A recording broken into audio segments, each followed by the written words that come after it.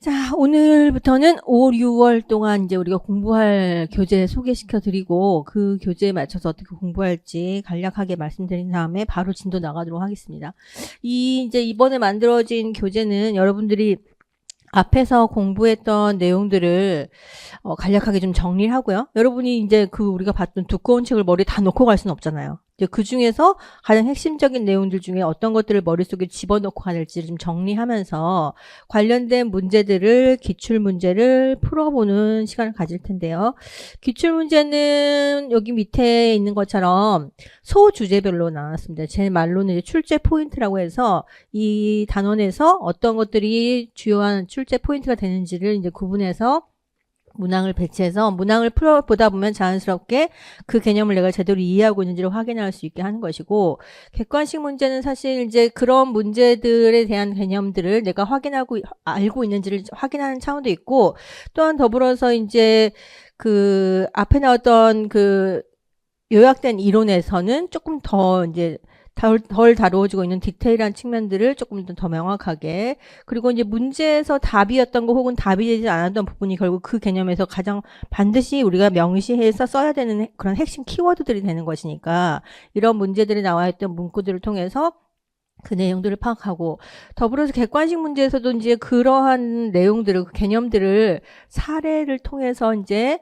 묶거나 사례로 묶거나 하는 식의 문제들이 있거든요. 그래서 만약에 잠재 교육 과정에 대한 사례를 예시해 봐라라고 했을 때 여기 나와 있는 사례를 그대로 쓸 수 있도록 그런 문제들을 하나씩 살펴보고, 어쨌든 중요한 바로 이제 직접적인 기출은 마찬가지로 단원별로 이렇게 기출 논술 문제 같은 걸 넣어놨습니다. 논술 문제도 이제 원래는 아시다시피 20점짜리 문제에서 각 영역별로도 4점짜리 문제로 이렇게 나오는데, 내용상 만약에 그 묻는 내용이 잠재 교육 과정에 대한 것이 2점짜리면 잘라내서 2점짜리로 이렇게 구분을 해놨어요. 물론 이제 이 해당 부분에 있는 전체적인 그 주제도 얘기해드리고, 단 하고 있는 것이 이제 보통 그 제시문에 우리 기출문제 보시면 제시문 밑에 논술의 내용 하였고 나오는 거 있잖아요. 이제 그거에 대한 것이 단하고 나오는 이 부분들입니다. 그래서 어쨌든 이거 자체로도 하나의 논술 문제가 될 수 있도록 이렇게 구성해 놨기 때문에 결국 여러분들이 이제 이런 거를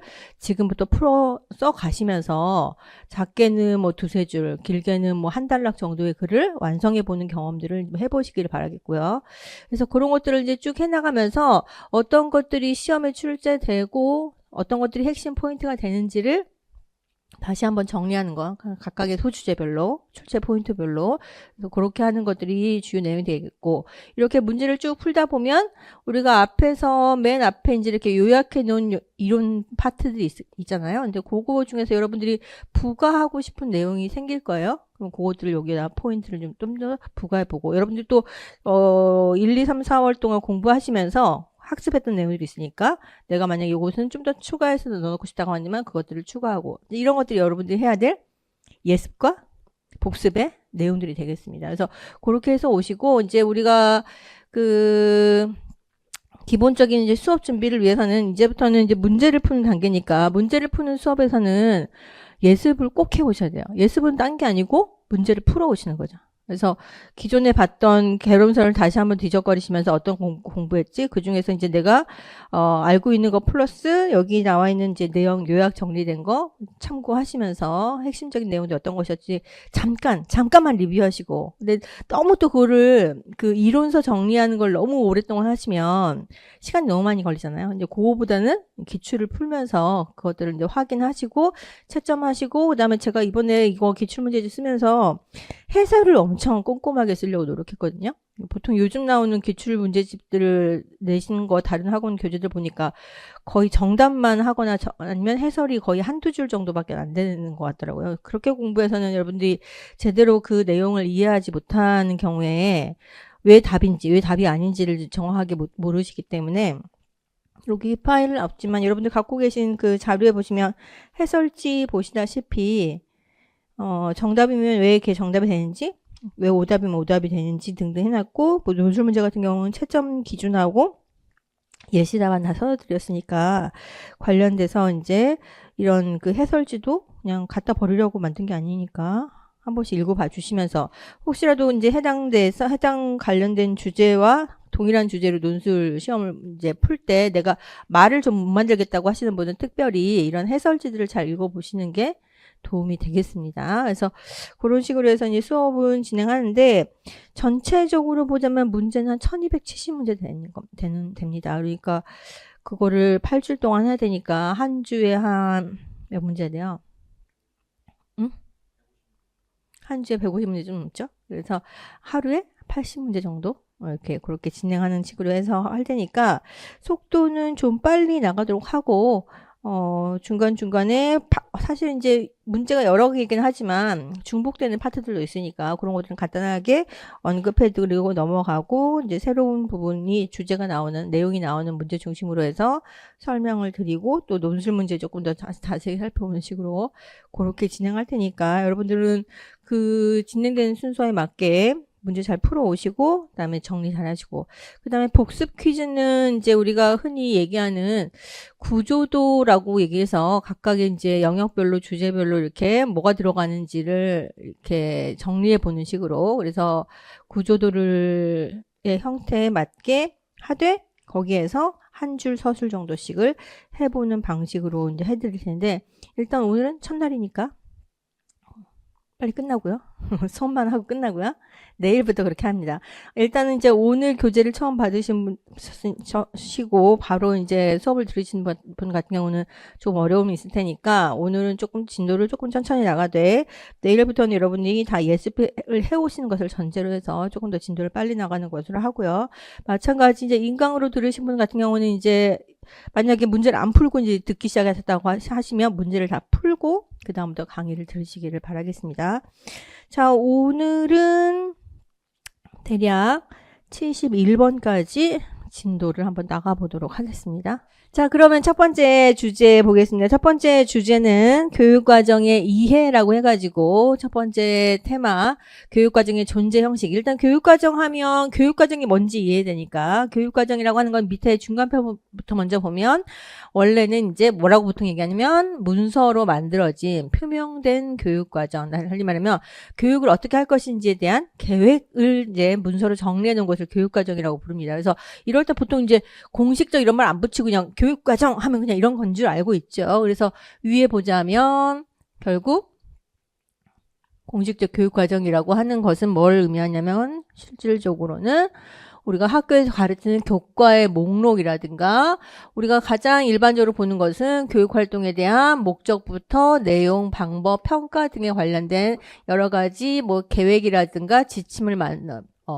편성해 놓은 문서를 얘기하는 것이고 이 내용 안에는 이러한 교육활동에 대한 계획 안에는 무엇을 가르치겠다는 것도 들어가겠지만 요즘 들어서는 뭘 강조하고 있냐면 학습자들이 결국 무엇을 어떠한 학습 결과를 갖게 할 것인지를 명시하는 것을 강조하고 있고 따라서 교과목별로 교육 과정을 설명할 때 어떤 성취 기준을 달성해야 되는지 성취 기준은 뭐와 뭐로 구성되어 있죠? 어떤 내용에 대해서 어떤 행동을 할 수 있게 되어야 되는지 어떤 정도 수준의 행동까지 할 수 있어야 되는지를 구체적으로 명시하는 방식의 것들로 교육과정을 바라볼 수 있습니다. 그렇게 보면 의도한 학습 결과라고 할 수 있는데 이런 공식적인 교육과정은 문서로서만 존재하는 것이 아니고 결국 교사의 학교에서의 수업 활동에 대한 지침의 역할을 하기 때문에 이것이 이런 지침으로 끝나는 것이 아니고 결국 교사에 의해서 구현되는 어떤 교수 활동 내지는 그것을 통해서 지도되는 학습자의 학습 활동으로 드러나게 되는 거죠. 결국 학습 경험의 총체라고 하는 건 뭐냐면 학교 또는 교사의 지도 하에 학생들이 겪는 모든 경험이라고 하는 것을 교육과정이라고 넓게 볼 수 있습니다. 이러한 학습 경험의 총체라고 하는 것을 고려한다고 한다면 결국 공식적 교육과정이라고 하는 것은 달리 말하면 어떻게도 구분할 수 있냐면 이와 같이 교육과정이 계획된 것으로서의 교육과정일 뿐만 아니라 교사가 가르친 교육과정일 수도 있는 것이고요. 또한 학습자에 의해서 학습된 교육과정이라고 볼 수 있겠죠. 결국 아까 잠깐 얘기했던 교사의 지도하에 갖게 된 학습자들의 경험의 총체라고 하는 것은 학습된 교육과정을 말하는 것이고요. 가르침이라고 하는 것은 수업을 통해서 교사가 가르쳐서 구체적으로 실천한 교육과정이기 때문에 가르침 교육과정은 교사에 의한 것이기 때문에 교사 간 학교 간 차이가 있을 수 있는 것이라고 한다면 학습된 교육과정까지 내려가면 학생의 개인차까지도 즉 한 교실에서 같이 배웠지만 각자 다르게 배웠을 수 있기 때문에 그렇게까지도 얘기할 수 있는 개념이다. 이렇게 얘기할 수 있겠죠. 그 다음에 이렇게 뭔가 교사나 학교의 의도에 기초해서 교육과정이 만들어지기도 하지만 어쨌든 계획된 문서로서도 만들어지고 그것이 또 수업으로도 실천되어서 만들어지고 또 그러한 것 속에서 학습자가 학습된 것으로도 만들어지겠지만 그렇게 공식적으로 계획하지는 전혀 않았어요. 이것은 원래는 학생들의 협동적인 어떤 태도를 기르기 위해서 어떤 협동 모듬 수업을 하기 위해서 계획을 했어. 구현을 했어요. 하지만 그런 과정에서 학생들이 은연중에 배우게 되는 것인데 뭐 때문에 배우냐면 학교의 일상적인 교육의 관행이 있죠. 학교에서는 매달 시험을 본다든가 뭐 시험을 보게 되면 뭐 성적을 학생들이 공개를 하고 그것에 따라서 누군가에겐 상을 주고 누군가에겐 벌을 준다든가 같은 학교의 교육 관행이 있는 것이고요. 더불어서 학교 문화 혹은 교실 문화라고 해서 교실이라는 공간 안에서 자연스럽게 벌어질 수밖에 없는 어떤 특성들이 있는 것이죠. 그 다음에 이제 이러한 것이 뭐 도시냐 농촌이냐 대규모 학교냐 소규모 학교냐 등등에 따라서 달라질 수 있는 것이고요. 더 나아가서는 교사 개인의 특성 혹은 인격에 의해서도 영향을 받을 수 있는 그런 것들을 배우게 됩니다. 이때 이제 이 잠재적 교육 과정을 우리가 애써 그것을 알려고 노력하지 않으면 잘 보이지 않는 거예요. 하지만 교실에서 일어나는 일을 질적으로 분석해보고 그런 과정 속에서 학생들이 무엇을 배우는지를 좀 더 총체적으로 바라보고자 한다면 볼 수 있는 것이라서 이 잠재적 교육 과정은 계획하지 않았으나 은연중에 배우는 것으로서 학교의 관행, 학교 문화 내지는 교사님께 영향을 받는 것이고 그 안에는 인지적인 내용도 포함되지만 뭐도 정의적인 내용도 포함되는 것이고 특히나도 정의적인 내용들이 더 많고요. 그 다음에 이제 바람직한 내용도 있겠지만 뭐도 바람직하지 않은 내용도 있는 것이다. 그래서 이런 점에서 봤을 때 은연중에 공식적으로 계획하지 않았지만 은연중에 바람직한 것을 배우면 문제는 없는 거예요. 그냥 그렇구나 라고 생각하면 되겠지만 문제는 뭐다? 바람직하지 않은 것을 배울 때에는 그것을 분명히 우리가 인식하고 그것을 개선하려는 교사의 노력이 필요하다. 교사 혼자만 노력하면 안 되겠고 여러 가지의 변화가 필요하다는 것을 아시겠죠? 영교육과정이라고 하는 건 뭡니까? 공식적 교육과정 안에는 가르칠 것들이 포함되어 있다고 한다면 당연히 가르치지 않는 것, 뭔가 배제된 학습 경험이나 교육 내용도 있을 것인데 물론 그런 것이 배울 만한 가치가 없어서 들어가지 않은 것은 영교육과정을 보지 않는 거예요. 다만 어떤 것을 영교육과정을 본다?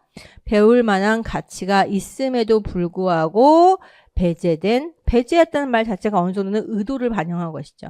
원래 영교육과정을 개념을 제안한 아이스너는 교육과정 이론의 측면에서 보자면 재개념화 이론에 속하는 사람이라서 이 사람은 교육과정이 그냥 객관적이고 중립적인 관점에서 결정되는 것이 아니고 교육과정을 만든 사람들의 어떤 관점과 세계관을 반영하는 것으로서 만들어진다고 봤기 때문에 그 특정한 사람들을 학교 교육의 교육과정을 주도한 사람들이 실용적인 지식이라거나 심미적인 것이라거나 이런 것들에는 관심이 별로 없거나 아니면 더 나아가게 되면 영교육과정 개념을 더 확장하게 되면 지배계층의 이해관계에 반대되는 내용 같은 것들은 배제하는 경향이 있더라는 것이죠. 그래서 이러한 내용들을 분석해 봤을 때 교육과정에 있어서 배울 만한 가치가 있음에도 불구하고 배제된 학습 경험이나 교육 내용이 있어서 이러한 것들을 교육과정을 재구성할 때 혹은 교육과정을 개편할 때는 반드시 점검해보고 필요한 것들을 포함시키려고 노력해야 된다는 주장을 하게 됩니다. 그래서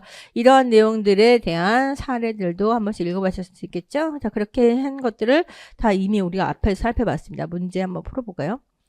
첫 번째 문제, 실제 교수 학습 활동을 개념적 요소로 포함하는 교육과정의 정의는 다 마찬가지 교육과정의 정의에 해당되는 것인데 의도된 학습 결과다 뭡니까? 성취 기준이 뭐냐, 행동 목표가 뭐냐 이 얘기고요. 교과목에 담긴 내용이다 뭡니까? 무엇을 가르치느냐, 어떤 교과를 가르치냐, 무엇에 대한 내용이냐라고 하는 것이고, 교육활동을 위한 문서화된 계획이니까 아까 얘기했던 공식적인 문서로서의 교육과정, 계획된 교육과정 얘기하는 것이죠. 가장 밑에 있는 것은 학교의 지도 아래 학생이 겪는 경험이라고 하는 것은 이렇게 문서화된 계획이라거나 어떤 계획된 교과나 의도된 학습 결과가 교수 학습 활동을 통해서 구현되었을 때, 실현되었을 때 학생들이 갖게 되는 경험을 얘기하는 것이니까 이렇게 정의하게 되면 교수 학습 활동을 개념적 요소로 포함하는 것이고, 그런 만큼 교수 학습 활동이 어떻게 이루어지느냐에 따라서 교육과정이 다르게 달라질 수 있다는 것을 포함하는 것이다. 따라서 이제 뭐 이런 것들을 요구한다고 한다면 교육과정이란 교수 학습 활동이라고 한 요소가 포함되어 있는 어떤 상황을 주고 교육과정의 어떤 특성을 뭐 설명하고 뭐 개선 방안을 찾아라 이렇게 할 때 교육과정은 이런 것이다라고 정의하고, 그렇다고 한다면 교수 방법에 따라서 내지는 학습자의 특성에 따라서 달라질 수 있기 때문에 만약에 우리가 의도한 바가 있다고 한다면 그것에 맞게 학생들의 또 특성도 고려해서 교육할 필요가 있다는 것을 알 수 있겠습니다. 두 번째, 다음 내용과 가장 관련이 깊은 교육과정 개념을 그랬습니다. 교사의 인격의 학생들에게 영향을 미치고 있고요. 따라서 세상을 부정적으로 바라보는 교사 밑에서 배우게 되면 부정적인 견해를 갖게 되고, 사랑과 관심이 많으면 사랑을 하는 따뜻한 마음을 가지게 될 소지가 많다. 따라서 어떤 교사들의 인격적 특징은 인성 발달에 강력한 영향을 미친다라고 하는 것을 봤을 때 무슨 교육과정에 대한 개념? 네, 잠재적 교육과정에 대한 개념, 표면적, 공식적 거의 같은 의미라고 볼 수 있겠고요.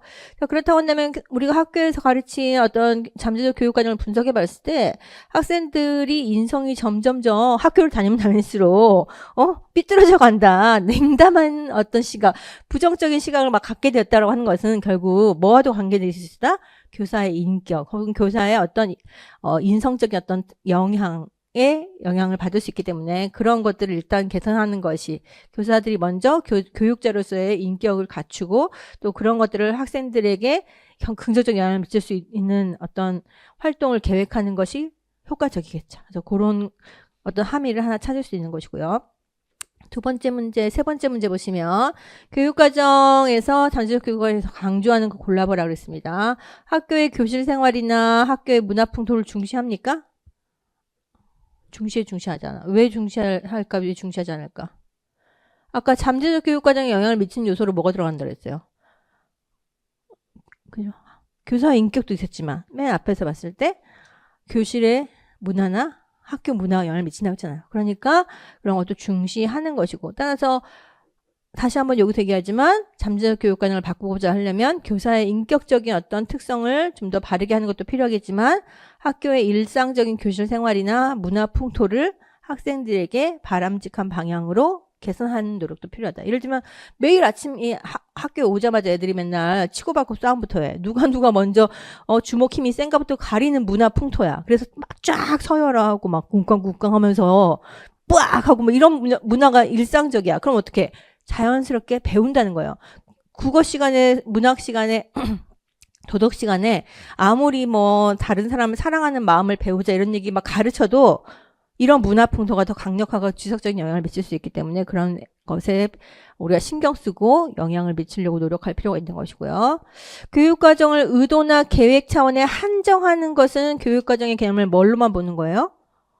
공식적인 교육과정으로만 보는 것인데, 잠재적 교육과정은 그것에 한정하지 않고 의도하지 않았으나 계획하지 않았으나 학생들에게 학습되는 교육과정까지로 교육과정의 개념을 넓게 보는 거죠. 달리 얘기하면 공식적인 교육과정의 개념보다 더 넓은 개념으로서 잠재적 교육과정을 얘기하고 있기 때문에 공식적인 교육과정, 즉 의도나 계획에 한정하지 않는다는 것은 잠재적 교육과정에 대한 사항이 맞는 사항이 되는 것이고요.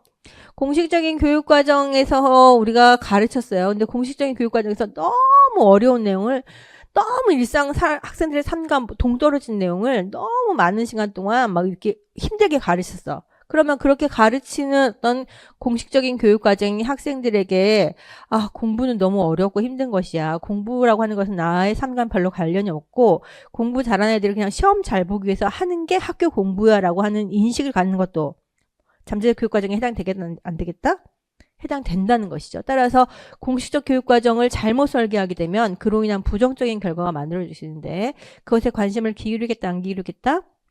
기울인다는 겁니다. 교육과정은 교사가 해석하여 교육사태에서 재구성한 것 뭐요? 아까 우리가 잠재적 교육과정 정의할 때 계획하진 않았어. 누가 계획하지 않았으나?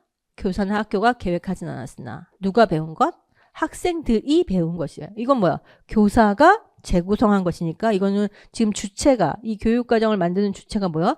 교사가 재구성한 것이니까 잠재적 교육과정에 대한 진술이 아니고 사실 이것은 뭐에 대한 진술이라면 우리가 공식적인 교육과정을 교사가 실천한 교육과정일 수 있겠고요.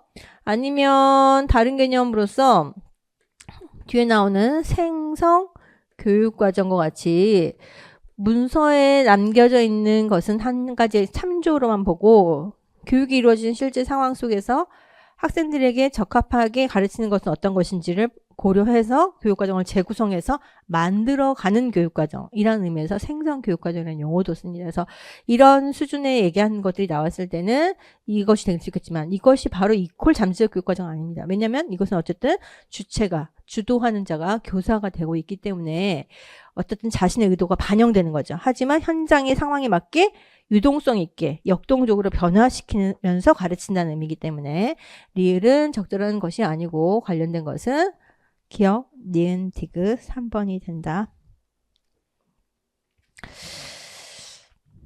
자, 그 다음에 4번. 잠재적 교육과정을 설명하는 사례로 가장 적절한 것은 그랬습니다. 아까 우리가 봤던 대로 학교에서는 계획하지는 않았으나 학생들이 은연중에 배우는 것인데 이것이 단순히 그냥 학교에서 가르치는 것과 동떨어진 것만을 얘기하는 것은 아니고 공식적인 교육과정을 운영하는 과정에서 발생하는 부정적인 결과까지 포함하는 것이라고 했습니다. 하나씩 보면 개발활동에서 문해반을 선택해서 소설을 읽고 현대소설의 특징을 이해하는 것은 뭐예요? 이 자체가 추구하는 의도한 계획된 교육과정인 것이고요. 공산주의 국가에 달리면 공식적인 교육과정인 것이고 공산주의 국가에서 시장경제체제의 장점을 제대로 가르치지 않는다. 주로 단점만 많이 가르치고 우리나라도 그렇지 사실은 자본주의 국가들은 공산주의 국가들 내지는 사회주의 국가들의 장점을 가르치지 않고 문제점이 뭔가 요즘은 잘 안 가르치는데 한때 우리나라가 아직 복지국가 아닐 때는 서유럽을 그렇게 욕을 많이 했어요. 서유럽 내지는 북유럽 지역에 거기는 복지제도가 너무 많아갖고 젊은이들이 직업을 찾으려고 하지 않고 뭔가 창의적인 일을 하지 않고 맨날 쓸데없는 일만 하면서 논다. 그래서 사람들이 노동의욕을 떨어뜨린다. 이런 걸 맨날 강조했거든요. 요즘은 그런 얘기 안 하지. 서유럽, 북유럽에서 이런 복지와 경제가 함께 발전, 성장과 이렇게 분배가 함께 이렇게 순환되면서 국가도 발전하지만 개인도 행복한 사회, 이게 우리나라가 생각하는 요즘에 바람직한 방향이잖아요. 그러니까 그렇게 보자면 결국 어떠한 사람들이 어떤 세계관을 가지고 교육과정을 만드냐에 따라서 어떤 것은 강조되기도 하지만 어떤 것은 생략되거나 아예 배제되기도 한다는 것을 알 수 있으니까 결국 이렇게 특정한 교육체제에서 특정한 내용을 가르치지 않는 것은 가르쳐야 할 중요한 내용이지만 의도적으로 배제했기 때문에 무슨 교육과정? 영교육과정의 사례가 될 수 있겠죠. 수업 시간에 배운 한자를 30번씩 써오라고 숙제를 내줬어. 공식적으로 교사가 공식적인 교육과정을 실천하는 방식이죠. 교실의 일반적인 교육의 수업 관행인 거예요. 이런 수업의 일상적인 관행을 했는데 애들이 그러면 한자를 잘 알게 됐다 이렇게 해서 그러면 그거 뭐예요? 그냥 공식적인 교육과정을 실천한 결과 학습자들이 의도한 학습 결과를 나타내게 된 것이야. 그런데 그걸로 끝났으면 공식적인 교육과정인데 문제는 뭐냐? 그로 인해서 한문을 싫어하게 되는 태도를 갖게 된 거죠. 뭡니까? 의도할 수가 없겠죠. 당연히 한문 가르치는 선생님이 한문 싫어하러 가르치지 않을 거 아니에요. 그죠? 그러니까 이거 뭐야? 우리가 의도하지 않았으나 학생들이 배우게 된 것으로서 공식적인 교육과정 혹은 교실의 수업 관행에 영향을 받아서 선생님도 사실은 그런 수업과정을 만든 이유가 교육과정을 만들 때부터 30번씩 써야만이 기억할 수 있는 어려운 한자를 암기식으로밖에 학습할 수 없도록 너무나도 많은 양의 지식으로 교육과정을 만들어놨기 때문이기도 하겠죠. 그래서 공식적인 교육과정 플러스 교실의 수업 관행, 그다음에 학교에서 학생들을 평가할 때 성적으로 평가하는 어떤 학교 풍토 뭐 이런 것들을 가지고 이런 것들 만들었을 테니까 어쨌든 그렇게 여러 가지 것들 영향을 받아서 만들어진 은연중에 학습된 내용, 이걸 뭐라고 한다? 잠재적 교육과정이라고 한다. 따라서 답은 3번이 되는 것이고, 4번에 일제강점기의 독립운동에 기여한 문학작품을 조사하고 특징을 기술하였다. 결국 뭐겠습니까? 의도한 것이겠죠. 공식적인 교육과정에 대한 설명이다. 이렇게 볼 수 있겠습니다. 개념은 점점 구체적으로 잡혀 나가시죠. 자, 그 다음에 5번 보시면 잠재적 교육과정의 설명으로 옳지 않은 것은 그랬습니다. 내용 보시면 잠재적 교육과정은 앞에서 봤던 대로 인지적인 교육과정 교육 내용도 있겠지만 더 주로는 뭐와 관련이 깊다? 잠재적인 교육과 관련이 깊다. 그래서 앞에서 봤던 한자를 30번씩 써오라는 숙제를 통해서 30번씩 쓰는 이런 과목은 난 너무 싫어. 한자는 너무 싫어. 뭐 이런 식의 태도를 갖게 되는 것이니까 관계가 있는 것이고요. 그 다음에 학교 환경과 교육활동을 의도적으로 조직 통제하는 행위와 결과는 포함되지 않는다는다? 포함 다 했죠. 그죠? 우리가 교육 환경을, 학교 환경을 어떻게 조성하느냐, 교육 활동을 어떻게 조직하고 통제하느냐라고 하는 그 행위와 그로 인한 결과가 결국 잠재적 교육 과정에 영향을 미치게 된다는 것이고요. 이렇게 잠재적인 교육 과정이 공식적인 교육 과정을 다른 말로 표면적 교육 과정이라고 합니다. 왜냐하면 잠재적 교육 과정이 영어로 하면 레이텐트 혹은 히든이에요. 숨겨진. 그러면은 겉으로 드러나 있는 이란 뜻으로 표면적 교육과정이라는 말도 씁니다. 잠재적 교육과정, 표면적 교육과정에서는 한문을 사랑하였으면 좋겠다고 계획해놨어요. 그래서 아예 첫 단원이 한문은 훌륭한 글자야. 한문을 사랑하자. 뭐 이런 걸 막 써놨어. 하지만 그걸 30번씩, 300번, 30번이 뭐야. 300번씩 막 써오라고 그래. 그럼 애들이 싫어하게 되죠. 잠재적 교육과정과 표면적 교육과정이 서로 모순될 때 교육의 효과가 발생하기가 어렵다는 겁니다. 수학을 너무너무 싫어할 수밖에 없게 교육과정을 만들어 놓으면 학생들은 수학을 사랑해야 되는 게 원래 공식적인 교육과정의 목표겠지만 잠재적 교육과정상 수학을 싫어하게 돼. 그러면 상호 모순되면서 교육 효과가 떨어지게 되고, 반대로 잠재적 교육과정과 표면적 교육과정이 상호 조화될 때 교육 효과가 더욱 높아진다. 그러니까 이걸 생각해 보면 표면적 교육과정의 교육 효과를 높이기 위해서는 어떻게 된다? 잠재적 교육과정과 상호 조화될 수 있게 잠재적 교육과정에 영향을 미치기 위해서 학교 환경이나 교육활동이나 교사의 인격이나 교실 관행이나 이런 것들을 바꿔나갈 필요가 있다는 것이고요. 앞에서 잠깐 얘기했던 것처럼 학교에서 상벌, 평가, 사회적 관행 등이 결국 학교에 드러나는 여러 가지 관행이 잠재적 교육과정을 형성하기 때문에 이런 것들을 표면적 교육과정과 조화될 수 있는 잠재적 교육과정을 만들 수 있도록 만들어내는 것이 필요하다. 예를 들면 학생들이 뭔가 상벌을 받을 때 서로의 상대적인 경쟁에서만 상벌을 받는 것이 아니고 자기 자신에 대한 평가를 통해서 상벌을 받는다. 평가를 받는다. 혹은 그런 학생들을 칭찬한다. 이런 관행을 만드는 것이 긍정적인 잠재적 교육과정을 만드는데 필요하다. 이런 것도 우리가 파악할 수 있다는 것이죠. 참고로 여기서 국가직, 지방직 이런 게 있는 건데요. 이거 교육행정 직렬 뽑는 공무원 시험에서 갖고 온 문제입니다. 왜냐하면 요즘 최근 문제가 없기 때문에 그런 문제를 좀 보완하기 위해서 임용시험에 너무 쉽지 않은 여러분들이 참고가 될 만한 것들을 뽑아왔으니까 가볍게 공부해 보시면 될 것 같고요. 6번 문제 보시면 마찬가지로 잭슨이 제안한 개념이고요. 교실 풍토에 영향을 받는다는 것이고, 구체적으로는 교실 안에서 학생들이 군집되어서 살아가는 방법, 상찬 속에 살아가는 방법, 평가 속에 살아가는 방법을 배우는 것. 그런데 이런 것들이 결국 뭐에 영향을 미친다?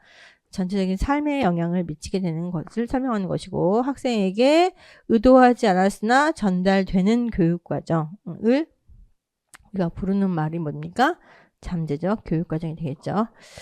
그 다음에 밑에 문제 보시면 7번 다음은 논술 문제입니다. 다음은 A중학교 논술이라고 안 써놨을까? 논술. A중학교 초임교사인 박교사와 경력교사인 최교사, 초임교사인 박교사와 경력교사인, 초임교사인 박교사와 경력교사인 최교사의 대화 내용이다. 대화문을 바탕으로 해서 수업에서 소극적으로 행동하는 문제를 잠재적 교육과정의 관점에서 진단하시오 그랬습니다. 내용 보시면 박교사가 이렇게 얘기했습니다. 선생님 너무 힘들어요. 학교 일도 낯설어요. 교직 생활이 힘들죠? 특히 수업 시간에 반응을 보이지 않는 학생들이 있으면 어떻게 해야 될지 모르겠더군요. 라고 해서 선생님이 문제를 갖고 있을 수 있는 상황에 대한 말을 꺼내죠. 자, 맞아요. 너무나도 아이들이 수업에 소극적이어서 질문을 해도 아무 말도 하지 않더라고요. 라고 했을 때 이러한 문제, 수업에서 소극적으로 행동하는 문제를 잠재적 교육과정의 관점에서 진단하시오. 어떻게 진단하는 걸까요? 요즘의 문제 형식과는 요즘은 조금 더 구체적으로 뭘 어떻게 써야 될지가 조금 더 명시되는 방식으로 문제가 나옵니다. 예를 들면 여기 2024년 문제 보시죠. 2024년 보시면 교사 A의 궁금한 점을 설명할 수 있는 교육과정 유형에 근거하여. 근데 밑에 있는 문제 보시죠. 세 분의 교육과정 전문가를 모시고 해주겠습니다 했더니 제가 교육 실습을 맡았던 학교에서 학생들의 신체 활동을 장려하기 위해 목적은 뭐냐면 학생들의 신체 활동을 장려하는 게 목적이라서 맞춤형 동아리를 운영했어요. 그랬더니 이건 뭘까요? 공식적 교육과정을 이렇게 운영했어요 라는 뜻이잖아요. 근데 의도치 않게 힌트를 주는 거죠. 의도치 않게 학생들이 교우관계가 좋아져서 봉사활동까지 하는 반면 이건 뭐예요? 긍정적인 효과죠. 의도치 않게 나타난 긍정적인 효과예요. 일부 학생들은 너무 친해져서 자기들끼리만 어울리는 문제. 그러니까 다른 애들은 이렇게 소외시키고 자기들끼리만 막 팀을 만들어서 어울려 다니는 문제. 이건 뭐예요? 부정적인 효과예요. 의도치 않았지만 긍정적인 것도 있지만 부정적인 것도 배우게 되는 것. 이렇게 만들어진 현상을 교육과정의 측면에서는 뭐라고 설명하는 겁니까? 어떤 교육과정이라고 부르는 거죠?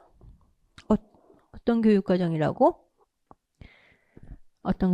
바로 잠재적 교육과정이에요. 그래서 잠재적 교육과정을 여기 써라라고 하는 것은 언급되어 있지만 않지만 잠재적 교육과정이라는 개념에 근거해서 학습 목표를 어떻게 설정할지, 교육 내용을 어떻게 구성할지, 평가는 어떻게 할지를 교사가 고려할 점을 각각 한 가지씩 써봐라. 이렇게 해서 보다 뭐를 써라고 하는지가 명확하게 되어 있습니다. 그러면 이제 채점 기준상 이게 3점이잖아요. 그럼 어떻게? 잠재적 교육과정에 대해서 언급을 할 거예요. 답을 쓰면서 교사 A가 궁금해하는 이런 상황들은 잠재적 교육과정이라고 할 수 있다. 잠재적 교육과정은 이러저러한 것에 의해서 영향을 받는다라고 했기 때문에 그러한 것에 기초해서 학습 목표를 설정할 때는 아까 봤던 대로 잠재적 교육과정을 어떻게 할 수 있도록 긍정적으로 이끌어갈 수 있도록 그러한 내용들을 포함해서 달리 말하면 잠재적 교육과정과 표면적 공식적 교육과정이 조화될 수 있도록 교육 목표를 설정하고 구체적으로 그러한 것들을 가르칠 수 있는 예를 들면 교육관계와 그에 기초하는 자발적인 봉사활동의 어떤 가능성을 소개한다든가 아니면은 때를 지어서 남을 소외시키는 이런 활동들이 적절하지 않다는 것, 남에게 어떤 피해를 줄 수 있다는 것들을 가르치는 내용들을 포함할 수 있을 것이고요. 그 다음에 학생 평가를 할 때에도 뭐 할 수 있겠어요? 이와 같이 보다 긍정적인 어떤 활동을 경험했는지 경험하지 않았는지 내지는 그로 인한 여러 가지 비사회적인 활동을 했는지 아닌지를 누가 알고 있죠? 교사들이 맨날 따라다니지 않는 사람 모르잖아요. 이거는 숨겨진 과정이기 때문에 결국 누가 알 수 있어? 학생들이 알 수 있죠. 학생이 스스로 자기를 평가한다든가 아니면 동료들이 또 동료를 평가한다든가 이런 것을 통해서 교사가 쉽게 캐치하지 못하는 것을 캐치해서 학생 평가에 반영할 수 있게 만드는 것들이 다 잠재적 교육과정이라는 게 존재하고 그것을 긍정적인 방향을 이끌어야지만이 우리가 원래 계획했던 공식적 교육과정의 효과까지도 높일 수 있다는 전제하에서 이런 점을 얘기할 수 있는 거예요. 그래서 대략 느낌은 알겠죠. 무슨 말을 해야 될지. 그럼 이제 이걸 말로 써보는 거죠. 여러분들이 직접 글을 써봐야지 내가 글을 잘 쓰는 사람인지 못 쓰는 사람인지 확인이 됩니다. 글을 써보면 머릿속엔 생각이 있는데 말이 잘 안 나온 사람이 있어요. 머릿속에 별 생각이 없는데도 글이 잘 써지는 사람도 있어. 그러니까 일단 자기가 오늘은 예습을 못 해왔지만 이제 내일 할 때 내지는 이따 쉬는 시간에도 계속 써보면서 내가 이런 문장을 대략 앞에 문제를 쭉 풀다 보니까 자연스럽게 뭔지 아는 게 생겼는데, 그리고 예시 문장들도 쭉 봤는데 이게 잘 풀어지지 않는 사람은 끊임없이 문제도 다시 한번 읽어보고 교재도 읽어보고 해설지도 읽어보면서 이런 문제에 대해서 써보는 게 필요합니다. 그러면 이제 요즘 문제들은 이렇게 써야 될지, 결국 3점 줄 때는 3가지를 딱 명확하게 요청을 해요. 4점 줄 때는 딱 4가지를 딱딱딱딱 뭐뭘 쓰라고 그래. 그러니까 뭘 써야 되겠는지 모르는 거는 한마디로 내용을 몰라서, 개념이 기억이 안 나서 못 쓰는 거지. 약간 어떤 방향으로 써야 될지를 내가 소주제를 못 잡아서, 꼭지를 못 잡아서 못 쓰는 경우는 없으니까 그건 걱정하지 마시고 교육하기를 제대로 정확하게 공부를 하시면 다 쓸 수 있다. 반면에 옛날 문제들은 이런 식으로 잠재적 교육 관점을 진단하시고 3점 했는데 이 3가지가 어떻게 점수가 배점이 이루어지는지가 명확하지 않아서 부분 점수도 있고 막 이랬단 말이에요. 근데 이제 요즘은 그렇지 않으니까 걱정하지 마시고, 어쨌든 이제 이 문항 같은 경우에는 학생들이 수업에 소극적으로 행동하는 문제를 잠재적 교육 과정 관점에서 진단한다고 한다면 어떤 것이 있겠나요? 아까 봤던 대로 교사의 인성이나 교실의 일상적인 풍토라든가 학교의 문화라든가 아니면은 뭐 있습니까? 그런 것들에 의해서 잠재적 교육 과정이 발생할 수 있죠. 예를 들면 학생이 가르치는 어떤 교사가 학생들의 어떤 반응에 대해서 적극적으로 이제 이 수용적 태도를 보여주지 않을 수도 있는 것이고요.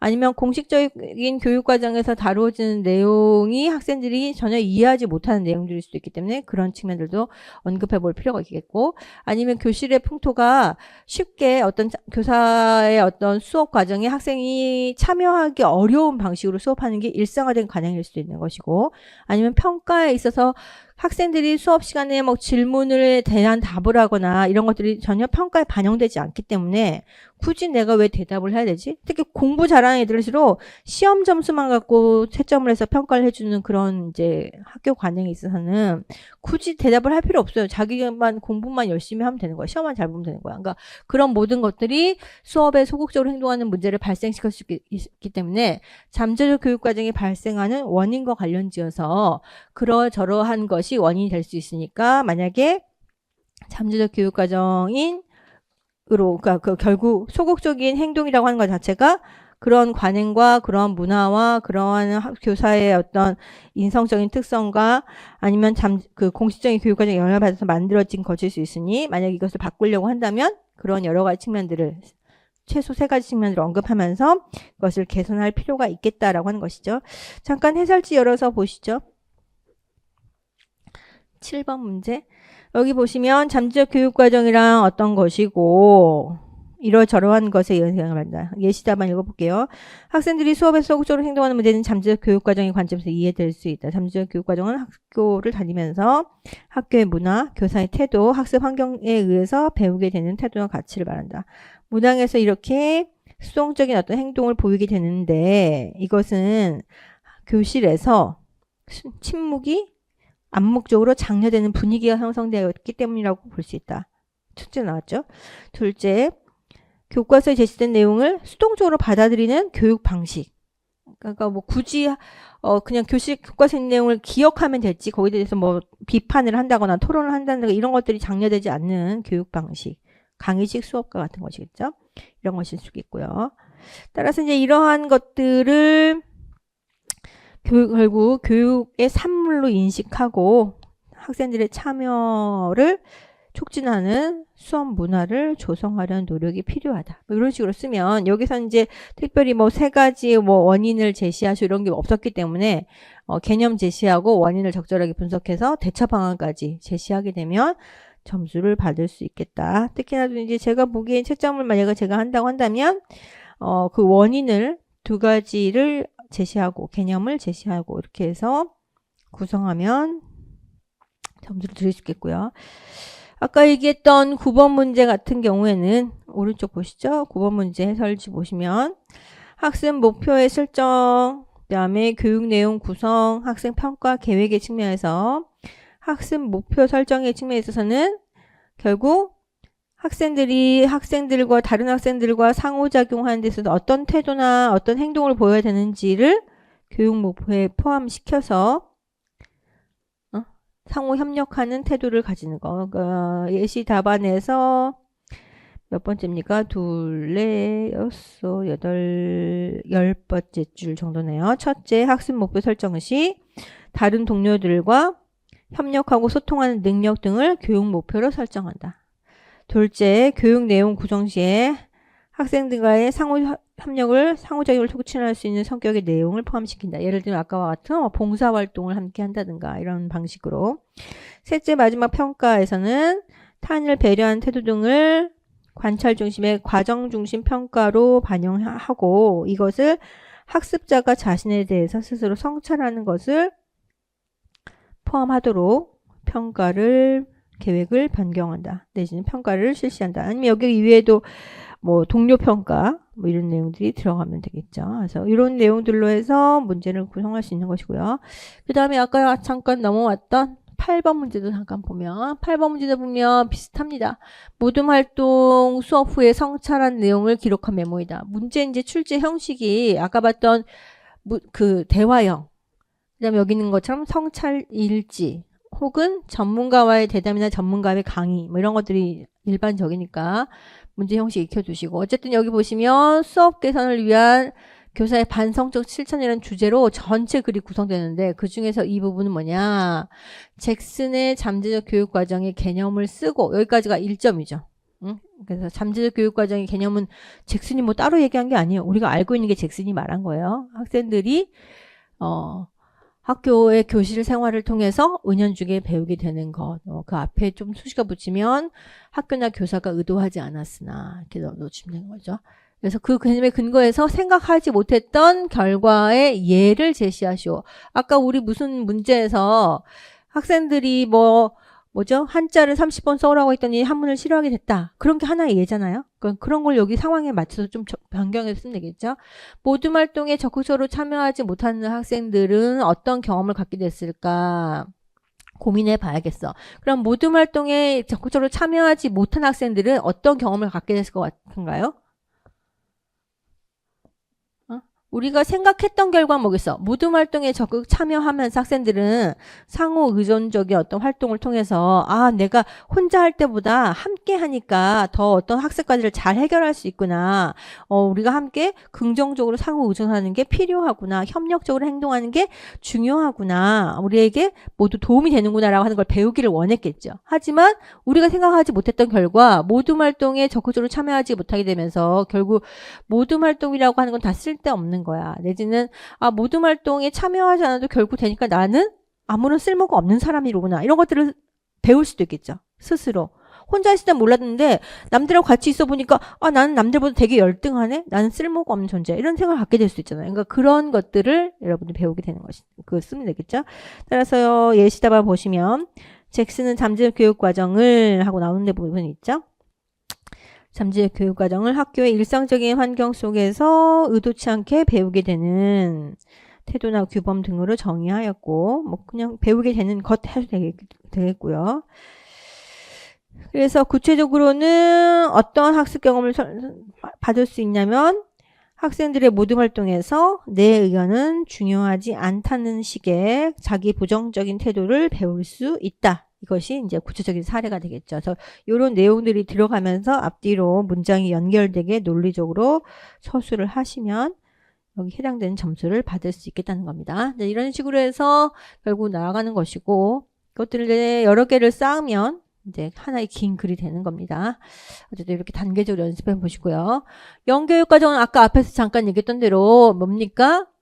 공식적인 교육과정에서 가르칠 만큼 매우 중요한 내용이지만 현재의 교육과정 안에서는 가르쳐주지 않고 있는 내용들을 말하는 겁니다. 그래서 학교에서는 예능 교과가 매우 중요하다고 생각하는데 그 중요성에 비해서는 소홀히 다루어지고 있다고 생각한다. 따라서 이러한 예능 교과를 가르치지 않기 때문에 기르지 못하는 거예요. 지적 기능에 못지않게 중요한 감성을 가르치지 못하고 있다는 것이고요. 그래서 이와 같이 가르쳐지지 않고 배제되는 내용, 이걸 뭐라고 한다? 영교육과정이라고 부르는 겁니다. 그래서 영교육과정을 그냥 매우 약간 뭐랄까 중립적인 태도로서 정의하게 되면 수업 시수가 적어서 발생하는 것이라고 보기도 합니다. 하지만 좀 더 적극적으로 보다 강력하게 좀 비판적으로 정의할 때는 학교를 운영하는 내지는 교육과정을 개발하는 사람들의 어떤 가치관과 태도에 의해서 만들어지는 배제된 교육과정, 이걸 뭐라고 한다? 영교육과정이라고 한다.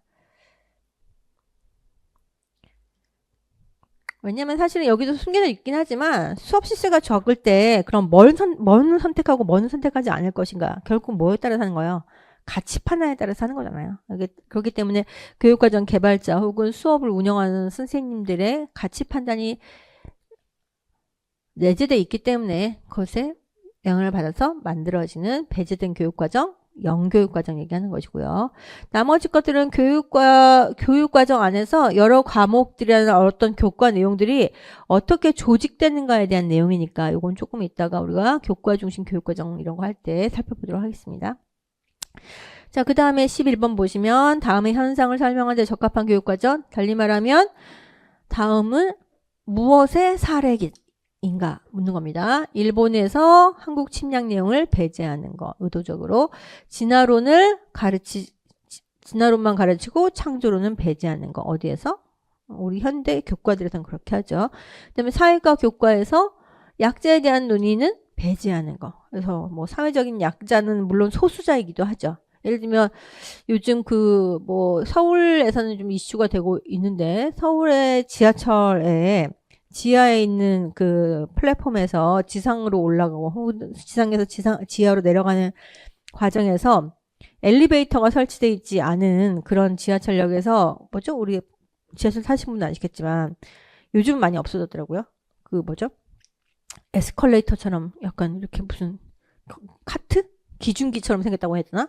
어쨌든 계단을 따라서 이렇게 내려가는 거 있어요. 그 휠체어가 올라타면 작동시키면 이렇게 내려가는 게 있는데 그게 잘 작동하지 않고 고장나는 경우도 있지만 더 큰 문제는 뭐냐면 설치됐어. 제대로 탔어. 근데 이게 가다가 확 넘어져. 그래가지고 돌아가신 분이 몇 분 계셨거든요. 이제 그 이후로 이제 그런 장애인들이 이동권을 주장하면서 엘리베이터 설치하라고 전역에 적어도 입구가 8개건 16개건 간에 적어도 한 군데 정도는 있어야지 어떻게든 내려갈 건데 돌아가도록 내려갈 건데 그것이 하나도 설치되어 있지 않은 역이 많아서 그것을 설치해 달라고 이제 요구하는데 말로만 해서 안 들으니까 이제 약간 무력적인 시위 같은 걸 해서 사람들이 관심을 가진 사람들은 되게 혐오하기도 하지만 또 되게 찬성하기도 하는 그런 시위 방식이 있는데 그런 문제가 교과서에서는 안 다루죠. 왜? 사회적 약자이기도 하고 정상적으로 걸어다니는 사람들에 비해서는 그렇게 휠체어를 타야 되시는 분들이 많지는 않기 때문에 그런 문제가 논의에서 배제돼. 하지만 사회적으로 우리 사회가 추구해야 될 방향이라든가 이런 것들을 원칙이라든가 이런 것들을 설명한 데 있어서 사실 그런 사례들이 되게 중요하잖아요. 근데 가르쳐지지 않죠. 그래서 결국 이런 것들은 다 뭐에 해당된다? 의도적으로 배제된 가치 판단에서 매우 사소한 것으로 취급된 그런 교육과정이라고 할 수 있겠다. 그래서 영교육과정. 여기 나오는 배제 나왔지만 이 배제는 낚으려고 배제자를 쓴 거예요. 그렇기도 하고 원래도 이 용어 자체는 교사 배제 교육과정인데 이 교사 배제 교육과정은 뭐예요? 그러면 교육과정을 교사를 배제하고 개발했다는 거야. 그럼 누가 개발했다는 거예요? 교사는 어디 있어요? 학교에 있죠. 현장의 학교에. 교육과정은 어디서 개발돼?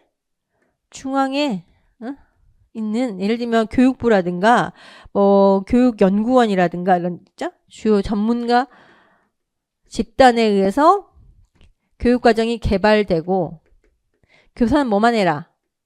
교사는 실행만 해라. 달리 말하면 개발된 것을 이제 있는 그대로 이행만 해라. 너는 판단하는 사람이 아니야. 네가 스스로 교육과정 개발한 사람이 아니야. 우리가 다 만들어 줄 테니까 만들어진 것을 실행만 해 라고 하는 방식의 중앙 집권적으로 개발된 교육과정을 뭐라고 한다? 다른 말로 비판적으로 하는 것이죠.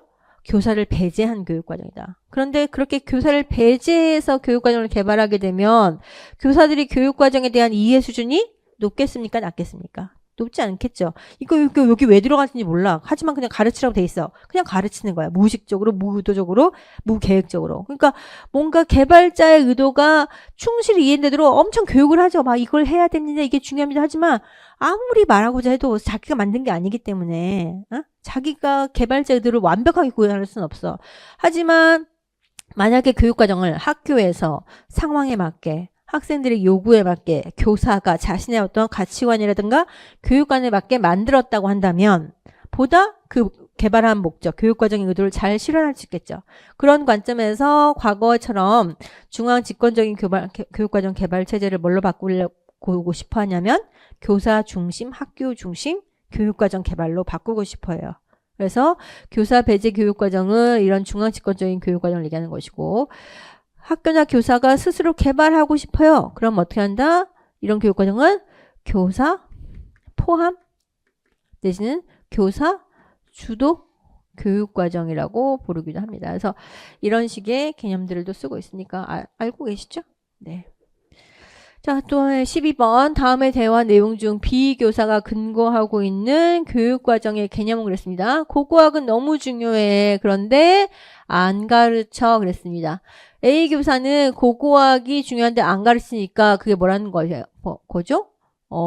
포함돼야 되지만 포함되지 않는 것이라고 보는 것이고 B도 결국 어떤 것을 가르친다는 것은 다른 것을 가르치지 않는다는 것을 얘기하는 겁니다. 그래서 다른 것을 가르치지 않는다는 것을 의미하는 것이고 이것은 제한된 여러 여건 때문에 그렇습니다. 라고 보는 관점이 있기 때문에 결국 비교사가 근거하고 있는 교육과정의 개념은 영교육과정이다. 그래서 가르치지 않는 것. 암시적은 잠재적 교육과정과 비슷한 것이고요. 명시적은 공시적 교육과정 비슷한 것이고 현성 교육과정은 생성 아까 교육과정 했죠? 그거 같은 용어인데 이머징을 이제 번역을 그냥 현성이라고 한 겁니다. 그래서 현성, 생성 같은 말이고요. 자, 그 다음에 문제 볼까요? 이제부터 다 같은 말입니다. 다음에 해당하는 교육과정 개념. 우리가 학교에서 가져오는 결과나 그런 결과가 초라한 측면에 대해서 관심을 갖는다면 뭐도 생각해 봐야 돼요? 학교가 가르치지 않는 것에 대해서도 고려할 필요가 있다. 결국 우리가 학교의 프로그램이 의도해서 가져온 결과, 그뿐만 아니라 그것의 결과를 미리 예측하지 않았지만 그런 결과 중에서는 또 의도하지 않은 결과 이런 것들을 만들어 오는 데 있어서 교육과정이 중요하다는 것에 대해서 관심을 갖는다고 한다면 뭐까지 고려된다?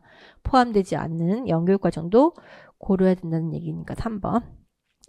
나머지 14번도 마찬가지 앞에서 했던 그 세 가지 개념을 구분하는 겁니다. 내용 보시면 기억과 니은에 해당하는 거 그랬습니다. 학교가 의도하지 않았는데 학생의 학습 경험이 생기는 것이라면 무슨 교육과정?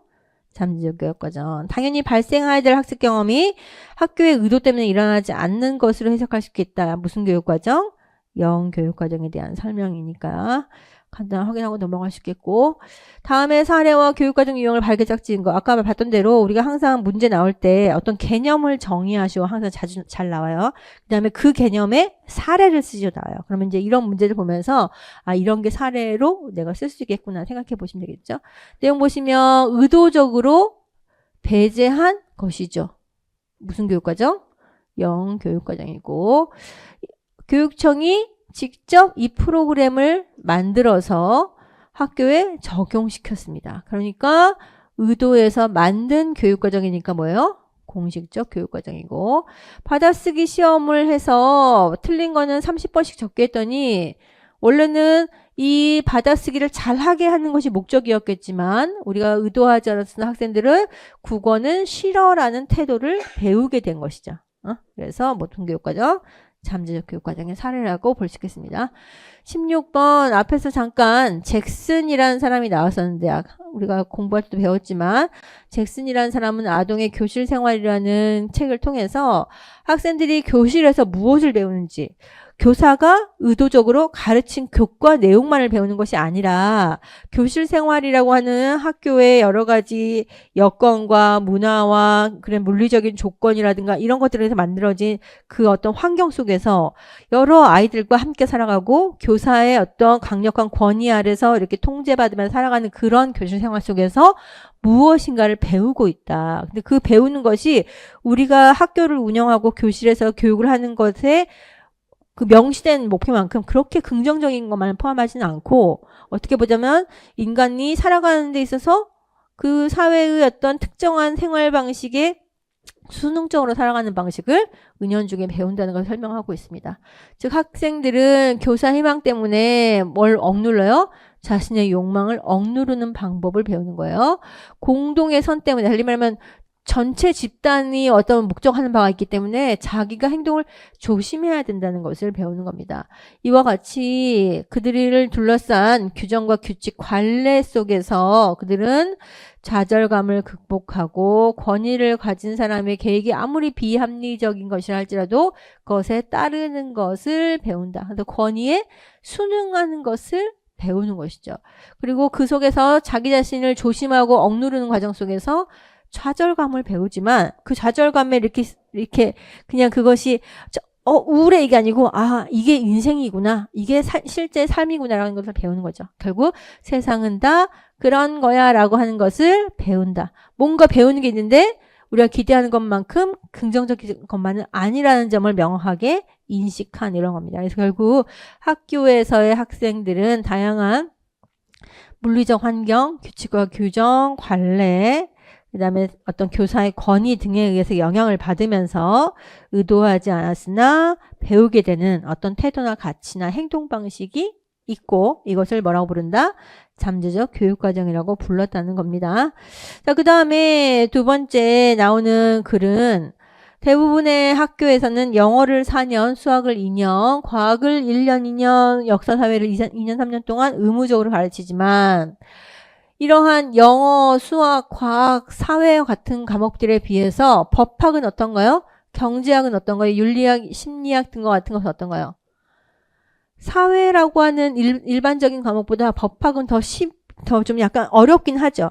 하지만 우리가 사회 과목이 나오는 우리 국가는 어떻게 구성되어 있다 뭐 이런 거는 사실 쓸모가 없기도 해. 하지만 법학에서 가르치는 예를 들면 인간의 헌법적 권리 내지는 개인의 어떤 뭐 자율성에 대한 어떤 법적 조항 이런 것들을 배운다고 한다면 내 권리를 구제하는데 더 직접적으로 활용 가능한 측면이 있기도 하죠. 아니면 이제 인류학 심리학과 같이 당장의 어떤 시민으로서의 의무를 행사하는 것이 아니고 인간 사회에 대한 그냥 인간으로서의 인문학적 관심 인간이라고 하는 것은 어떤 심리적 특성을 갖고 있다거나 다양한 문화 집단들이 어떻게 살고 있는가에 대해서 배우는 거 내지는 시각예술이나 음악 등과 같은 것은 당장 어디든가 써먹어서 우리가 뭐 돈을 버는데 직접 사용하지 못할자 할지라도 지적인 능력만을 기르는 교과들 사이에서 예술이라든가 음악은 감성적인 정서적인 능력을 기르는데 도움이 되겠죠. 하지만 이런 것들은 자주 가르치지 않거나 선택 과목으로만 가르쳐서 어떤 학생은 배우지만 어떤 학생은 배우지 않는 과목들이 되는 것이죠. 따라서 이와 같이 왜 어떤 전통적인 교과들만을 가르치고 있는가, 왜 대안적인 교과들은 가르치지 않는가에 대해서 정말 검토를 했어? 검토하지 않고 그냥 하는 거 아니야?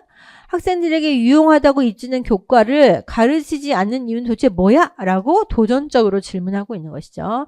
누가 했냐면 아이스너라는 사람이 했습니다. 이 사람은 교육이라고 하는 것을 하는 사람들이 전통에 있는 것, 지금 기존에 해오던 것에만 그냥 집착하고 그것에만 몰두해서 새로운 것을 생각해 보려고 하지 않는 태도가 매우 잘못된 태도라고 생각하면서 교육을 하는 사람들은 뭘 가져야 돼? 상상력을 가져야 된다. 그래서 무엇을 가르칠 것인지에 대해서 얘기할 때 이와 같은 것을 가르치지 않지만 학생들에게 너무 중요하다고 생각되는 것을 발견하려는 노력이 필요하다는 얘기를 했습니다. 무슨 교육과정 얘기하는 겁니까? 영교육과정 얘기하는 것이죠. 그래서 여기 나오는 것처럼 이런 사례들을 쓸 수 있는 것이고 이런 설명을 할 수 있는 것이라는 겁니다.